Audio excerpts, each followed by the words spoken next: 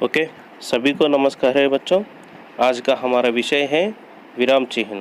Okay, जल्दी से शुरू करेंगे। विराम चिन्ह।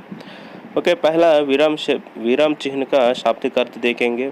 विराम यानी रोकना, ठहरना और अंग्रेजी में स्टॉप कहते हैं। चिन्ह यानी संकेत। विराम चिन्ह बोले तो रोकना, रोकने के लिए संकेत। ओके, यह विराम चिन्ह का शाब्दिक अर्थ है। अब हम विराम चिन्ह के बारे में कुछ जानकारी करेंगे। भाषा मौखिक रूप से व्यक्त करते समय, यानी बात करते समय हम थोड़ा रुक जाते हैं। बात करते समय हम थोड़ा रुक जाते हैं। जैसे देखिए, दूध से दही, मक्खन, घी, पनीर और मिठाइयाँ बनाते हैं। इस वाक्य में बात करते समय दही के बाद खामा लगाया और मक्खन और घी और पनीर शब्द बोलते समय हम रोकते हैं, क्योंकि दूसरों का अच्छी तरह से यानी स्पष्ट रूप से समझ में आने के लिए रोकते हैं। यह रोकना ही विराम कहते हैं। लिखते समय, अब तक हम बात करते समय के बारे में बता गए हैं। अब हम लिखते समय इन रोकने वाले स्थानों पर कुछ चिन्ह लगाते हैं। इन्हें विराम चिन्ह कहते हैं। लिखते समय विराम लेने के लिए कुछ चिन्ह लगाते हैं।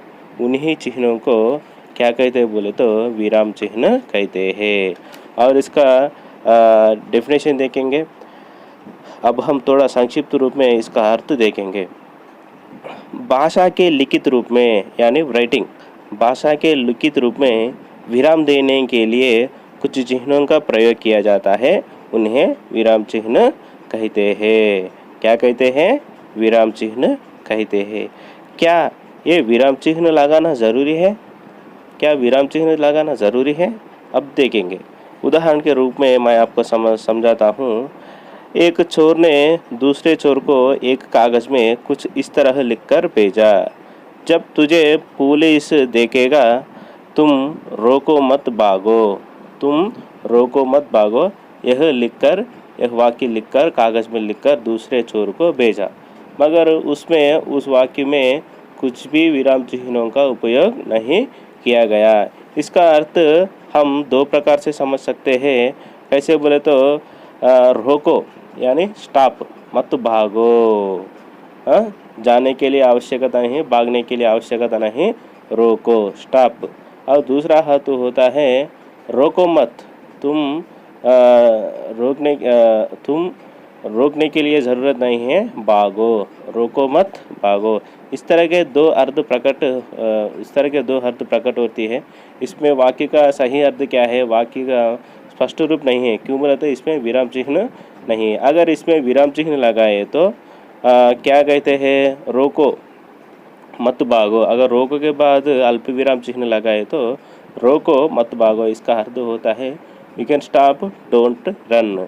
अगर रोको मत के बाद अगर अल्प विराम चिन्ह लगाए तो रोको मत, यू डोंट स्टॉप, भागो, यू कैन रन। सो इस तरह के उपयोग होता है। यह कागज़ पढ़कर चोर ने इसका वाक्य का अर्थ नहीं समझे, इसलिए पुलिस उसने पकड़कर ले गए। सो इस तरह के वाक्यों में हम विराम चिन्हों का उपयोग नहीं किए तो वाक्य में जो अर्थ होना है वह सही अर्थ नहीं निकलता। सो इस तरह के लिए जिस तरह हम अब आपको पता हो गया कि विराम चिन्हों से क्या उपयोग होता है। विराम चिन्हों से ही वाक्य का सही अर्थ प्रकट होते हैं। पहला वाक्य से समझ में आ रहा है कि रोकने के लिए और दूसरा वाक्य में समझ में आ रहा है कि भागने के लिए। सो ये उदाहरणों से पता चल रहा है कि विराम चिन्ह कितने महत्वपूर्ण होते हैं।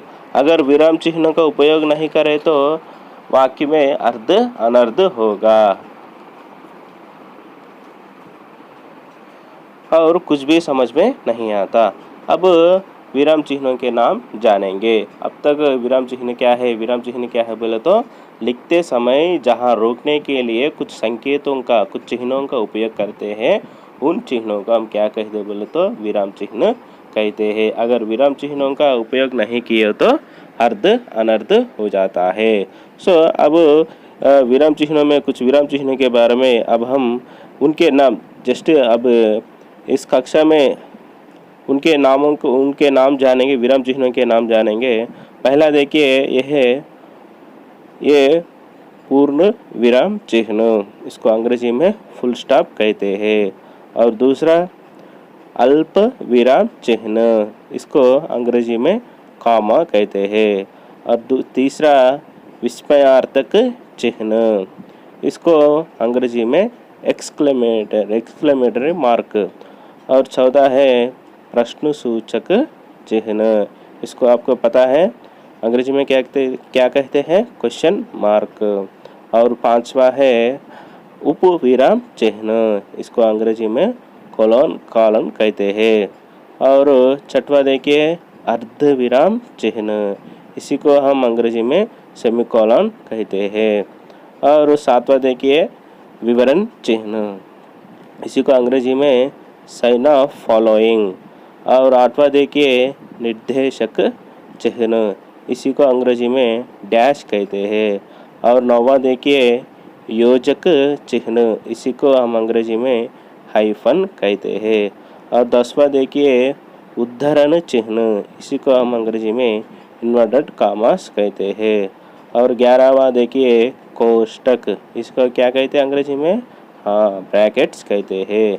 और 12वां देखिए लाघव चिन्ह, इसी को हम अंग्रेजी में अब्रिवेशन कहते हैं। ये पूरे विराम चिन्हों के नाम याद रखिए। अब ये पूरे विराम चिन्हों के नाम है, विराम चिन्ह उनके नाम याद रखिए। हम इन विराम चिन्हों का विस्तार पूर्वक विवरण कल देखेंगे। ओके, धन्यवाद।